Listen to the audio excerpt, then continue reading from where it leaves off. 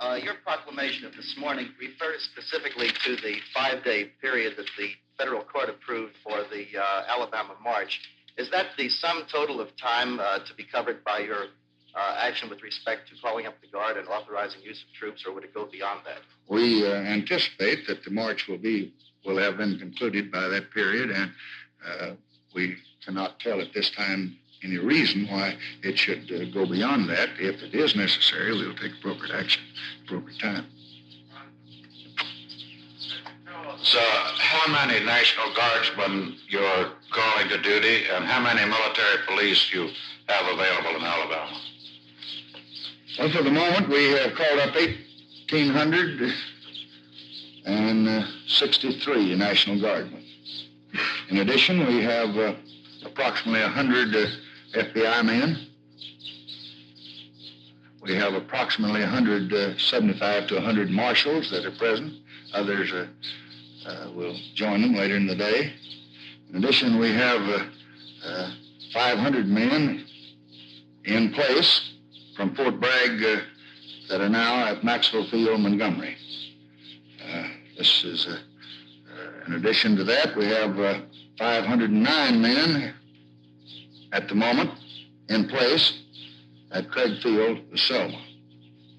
On alert, we have a reinforced battalion at Fort Benning that can be there on short notice of an additional 1,000 men. One company can be ready to move and be there in a very few hours. The others are alert. These military forces are being placed under the command of Brigadier General Henry Graham, who some of you will remember is the Assistant Division Commander of the 31st Infantry Division. He was the Guardsman Commander of the forces that were federalized at Tuscaloosa.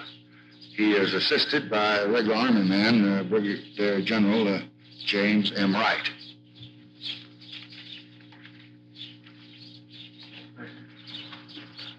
I get the impression that you don't quite believe that Governor Wallace maneuvered you into this position only for monetary consideration. Wonder if you could tell us why you think the governor has done what he has done. I don't want to leave such an impression, and I won't correct it if I have left the wrong impression. What motivates Governor Wallace is a matter that he can discuss with you better than I can. He has his responsibilities, and he's going to exercise them according to his judgment and his views, and I plan to do the same thing.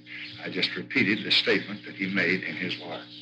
President, do you have any idea of the number of people who will take part in the march, and is there any federal service available to them for medical care or that sort of thing? We are keeping in very close touch with the leaders of the march. We have reasonably accurate estimates of how many we think will be included. We have medical forces in the general area. They have been alerted to take care of any needs that may arise, and we hope and pray that there will be none. We have a 75-bed hospital with 5 doctors and 5 ambulances, 43 aircraft helicopters, 5 ambulatory patients, 2 loaded with corpsmen. At Maxwell, this is located at Craig, Selma. At Maxwell Field, we have 250-bed hospital, 50 doctors, 5 ambulances, 4 H-43 aircraft. We trust that it will not be necessary to use any of these, but we have taken the precaution, and there's hardly a day passes but what the President is asked to provide medical service to some citizen where it's not available from other sources, and we do that to all instances where it's justified. Mr. President, in your telegram to Governor Wallace, you referred to his discussions with you. Have you had discussions with him since this crisis developed, or does that refer to earlier talks? We have been constantly in touch with him, General Katzenbach and other members of the executive branch in Washington and here. Since I received his wire the other evening, I have not talked to him and have not talked to any of his people, but our people are talking to him with regularity and trying to give such counsel and guidance as we think would be helpful. Sir, West German arms supply to Israel, which was instituted with U.S. support, the West German arms supply to Israel, instituted with U.S. support, has been cut off. In view of this, would the United States be willing to supply arms to Israel to maintain a balance of power? We don't discuss iffy questions like that, and we will give consideration to the problems and the needs of the various nations in the country, and while we have them under consideration, we will try to evaluate them. If a decision is reached in any area with any country, we will carry it out, but we don't think that it's desirable to speculate or to engage in any prophecies that may or may not work out. Under the terms of the Voting Rights Act, does the administration plan to lower the literacy requirements if federal examiners are used, and possibly so far down so that illiterates could be registered in the South? The administration has made its proposals in the form of the legislation pending before the House committee. There will be a number of amendments added to that, a number of changes. My own personal view is included in the recommendations in that bill, which is available to you. I should have liked to have gone further if I thought I could have without the constitutional amendment. I could have done it by statute. In other respects concerning voting, but the legal talent available did not think that we could make these additions. The final judges of just how far we do go in connection with literacy and qualifications of the electors will be determined by the two judiciary committees made up of lawyers and the other members of the Congress. Very frankly, I would like to have included in the message a provision that would permit all people over 18 years of age to vote. But the lawyers felt that that would complicate the matter and that it should be approached otherwise. But specifically answering your question, what final action will be taken in the bill that is sent to me will be determined by what's going on now, and I hope that they'll work every morning and afternoon and night, and that we can have legislation very shortly. In the 6 weeks, sir, that we've been bombing north of the 17th fall, has there been any measurable change in the North Vietnamese support of the Viet Cong guerrillas in South Vietnam? I wouldn't want to tell you or them or the country any of our evaluation of military operations at this time. We are being as effective and as efficient as we know how. We have our policy of responding appropriately, fittingly, and measured. And we're doing everything that we know to try to bring about freedom for South Vietnam and peace in that area. And that was the policy that General Eisenhower announced when he was president. When we assumed responsibilities there, that was the policy provided for, and the SEATO Treaty was passed the Senate 82-1, which obligates us to the commitment we've made there. That is the policy that was incorporated in the resolution passed August the 10th by the Congress. But to give a day-to-day evaluation of what effect this strike or that strike might have would not only contribute, I think, to confusion, and perhaps it might be inaccurate, but would be ill-advised, I think. Space programs stand in relation to the Soviets in the wake of their latest feat? Well, we sent them a wire congratulating them and expressing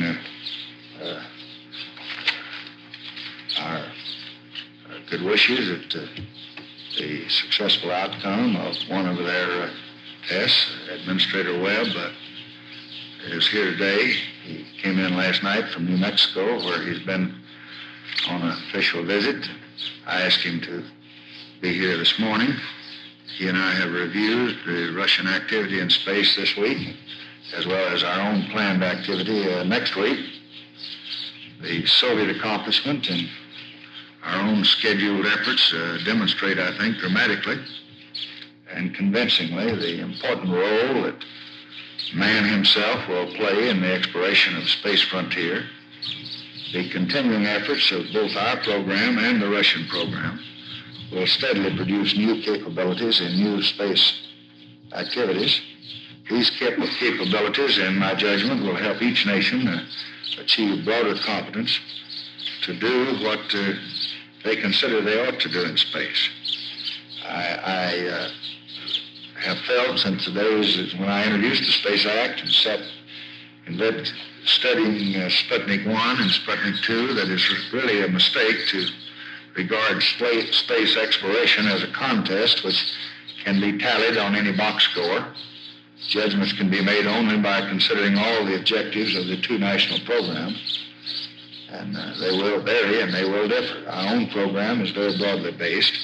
We believe, very confident in the United States, that we'll produce contributions that we need at the time we need them. For that reason, I gave Mr. Webb and his group every dollar in the budget this year that they asked for manned spaceflight. Now, the progress of our program is very satisfactory to me in every respect. We're committed to peaceful purposes for the benefit of all mankind. We stressed that in our hearings and our legislation when we passed the bill. And while the Soviet is ahead of us in some aspects of space, U.S. leadership is clear and decisive, and we are ahead of them in other realms on which we have particularly concentrated. If it's not an imposition on you and you care to, I haven't consulted him, but after the conference is over with, if you're not in too big a hurry to get back to the dress school, Mr. Webb will be here and he'll ask any questions you may want to ask. Mr. President, to return to the Alabama situation, there has been an incursion of proponents of the civil rights measure into that area. It is also reported that there have been proponents of civil rights into the Selma area. There also has been reported that there have been opponents of the civil rights group. Do you know anything about the number of, say, extremists opposing this and what you can do about it, and how dangerous will this march be that begins tomorrow? I think you've stated the facts that are available to all of us. The people on the ground are taking judicious notice of the entire situation. We hope that we have taken the necessary precautions and we're adequately prepared to deal with whatever may develop. But I think it would be a great mistake to predict disaster. And I think that we have the people that have the training and that will carry out the normal police functions. And I hope we have the patriotism on every side of the question, all viewpoints, to obey law and order and to respond to my plea this morning that we conduct ourselves as law-abiding Americans who want to unite our country instead of divide it. Do you feel that the debate in Congress concerning Vietnam, and especially those who have been urging quick negotiations, has weakened your position or this country's position? I think our position is all right at the present time. I never know what any statement, what effect it may have on some other person. We have freedom of speech in this country, and that's one of the things that we are working toward. And calling up the guard last night, we have freedom of assembly, and I have observed no lack of it in the Congress at any time I've been there in 35 years. I have seen no restraints imposed by anybody. I have never discussed with a human being something he should say or shouldn't say on Vietnam. I think debate's healthy. It's good for us, provided it's responsible. And I think we have had debate. I've met with 520, I believe, congressmen and senators for over 2 hours, for over 11 nights, and each one of them could ask any question he wanted to. Secretary of State to give him a thorough briefing, Secretary of Defense, the President, and the Vice President. And as I stated, you've raised a question with me 47 times. We've covered it very good, so maybe the senators and the congressmen have some speeches left in order to be even with us. Thank you, Mr. President. One question I want to raise with you, I'm sure you understood it, but because we have X number of FBI, X number of marshals, or Y number of special military police and specialists in MP duties, and say 1,863 guardmen, doesn't mean that all of these people will be used. They're there, they're available, will be used if necessary, and they're there on a contingency basis. And there are unnumbered others that are alerted and able to perform any duties required. But you want the specific number that we have moved into South there. Now, they're there, and I don't know how they'll be used. That'll depend on the Alabama general that's in charge of the operation. I don't want you to get the impression because there's that many they're going to be standing around up and down the road. I don't know how to use them. And he has made that necessary, and we don't care about getting specific on the exact number to be used because we don't know. It may not be any. Hey, folks. Does it come what? No, we have different judgments, but I had the approval of Marshall under General Johnson, the Chief of Staff of the Army, to go there and make a very careful study and make the best estimates that he could. And that's all a matter of judgment, but I have relied on the recommendations made to me by the men who have the experience and the training that causes them to be responsible for the leadership in this operation. Yes? Of our ability to maneuver the Gemini next week. Would you evaluate that compared to the Soviet spacemen outside the ship? Yes, just as their work with a man outside the spacecraft is one thing we both want to learn. The maneuver of spacecraft, we both want to learn. It is very difficult because these vehicles are moving in orbit at 18,000 miles an hour, and it takes a great deal of energy to change them at all. And the efficient use of energy to do this kind of thing is why we have programmed these flights in the Gemini, and we'll be using all of that capability in the Apollo flights. Now, bear in mind that this is the same kind of thing we do when we launch from orbit out to the moon and then correct the course of the Ranger or correct the course of the Mariner on the way to Mars. You have to be able to make corrections and to change course. You have to do it with a ship, you have to do it with an airplane, you have to do it with a spacecraft, but it's much more difficult. So this flight we are going to make is the first manned flight of a major new advance in spacecraft. The Gemini is not just a launch of Mercury. It's a very major, new, sophisticated spacecraft that will give us the ability to do a lot of things with men and to learn what men can and cannot do, and will add vastly to our knowledge. Now, one thing that I think the President will permit me to say so, that he has given us the go-ahead and has given us the resources to do. We have now mobilized under programs financed by the Space Agency about 380,000 men and women in America working on guidance systems and boosters and spacecraft and fuel and constructing facilities in which we can test these things on the ground before we ever send them out into space. So right now you've got a massive effort to prepare materials to prove out the design. We're going to do that on the ground in these major installations that we've built in the last 2 or 3 years. And at the same time, we'll be learning from the Gemini 2-man spacecraft what we need from flight, and all of that will flow into the Apollo lines. Now, the manufacturing lines for the Apollo ground system have already started to pour out the material for test. The ones for the flight equipment are just now forming, so this massive work and testing program will feed right into the production line for the flight equipment, which will be coming soon.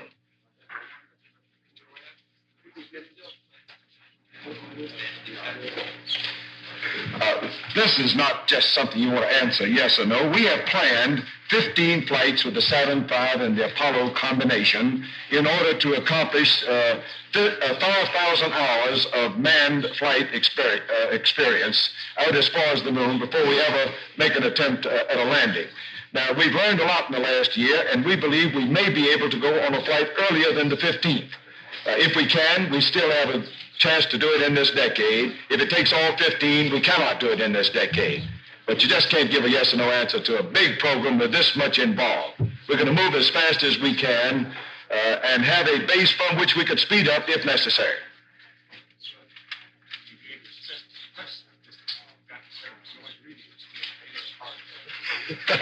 Well, I wasn't sure after I checked in with him last night, and the voices I heard in the background and that anniversary party, I didn't know whether he'd be hailing harder this morning. Well, another one. Well, I'll tell you, I have a secret. I'll let you in on that. He was having one last night.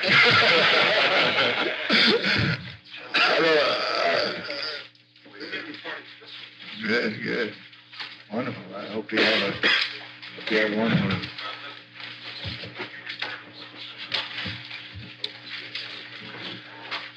I don't think I'd change what I told George before we came, Sunday or Monday. If there's something that indicated that I should be there, of course I'd go on a moment's notice. I have nothing that's required here. I didn't. Mayor Johnson just came in this morning, and I spent a very long day and evening yesterday, and I'd like to get some of the sunshine if I could. And company with a lady running around over the hills, but we could go back after church tomorrow, or we could go back Monday afternoon. I must be there Monday evening. I have the governors coming in, and I have some meetings before that, so I would assume that we would be on the ground in Washington not later than 5 o'clock Monday, and perhaps more likely Sunday, because I just would probably...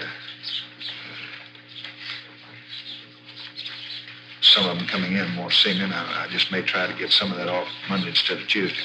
There are going to be 40 more of them at the dinner and the briefing. We have completed the congressional briefings. We're going to have mayors now, and we're going to have governors now. We're going to have other public officials. We'll have private people too. I had a group of New York bankers the other day, and from time to time we'll have others not only on matters of particular interest like balance payments and Secretary of the Treasury and things of that kind, but we'll have business groups, labor groups coming in on things like Vietnam. We have spent about 45 hours in our congressional receptions, as we call them, about half of which, some maybe 25, was given to statements and maps and questions and answers and repetition of policy. I don't think that our folks really do understand the game. They hear people say, what is our policy there? And I want to emphasize what it is as much as I know how, because I think it's a good policy, and it's an American policy, and it's one that we ought to really make everybody aware of in the 10 years we've had, but maybe we haven't. And I think the congressmen are pretty generally in support of it. I think the senators, but we had a good many questions on it, and we've gone into these and considerable detail, even some of them involving confidential material. Mr. President? And there's been very few. Is Linda Bird coming back to the university next year? Well, I don't know. I never really know about the decisions of my daughter until they make them. They sometimes I think their mother, you know, was a journalistic student, and there's a certain amount of independence in the family, and sometimes they think they're as free as the press.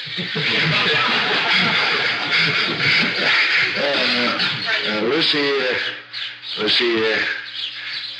makes decisions that sometimes I read about, and Linda does too. I saw her press conference, learned some things from it.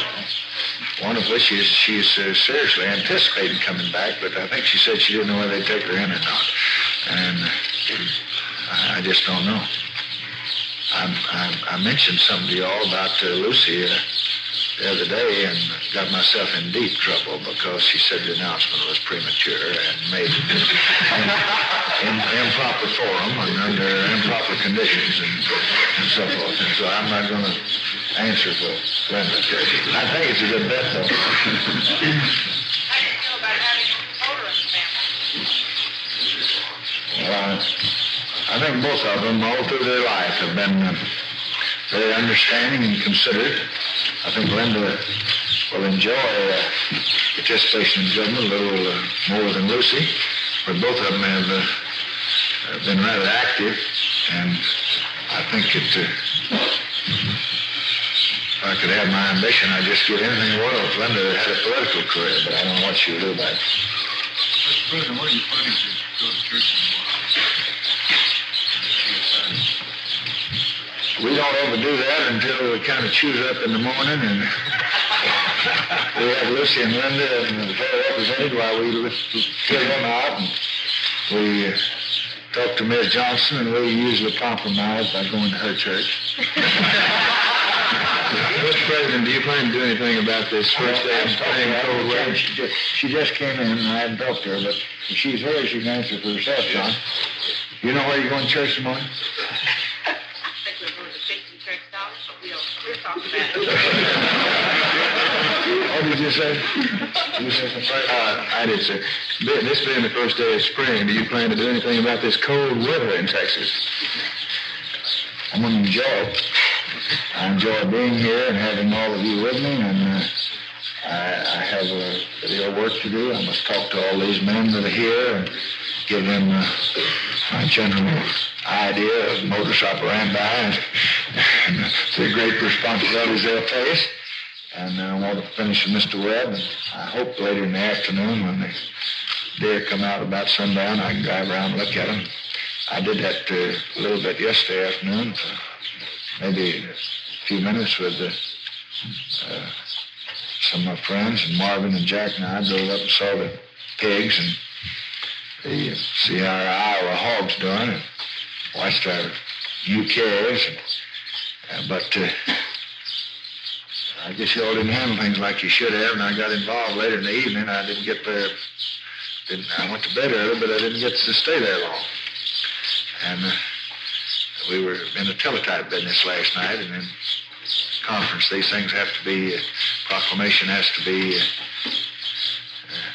teletyped down, all has to be typed, has to be reviewed very carefully, and then checked back, questions that are raised, and changes that are made, and then executive orders and so forth. And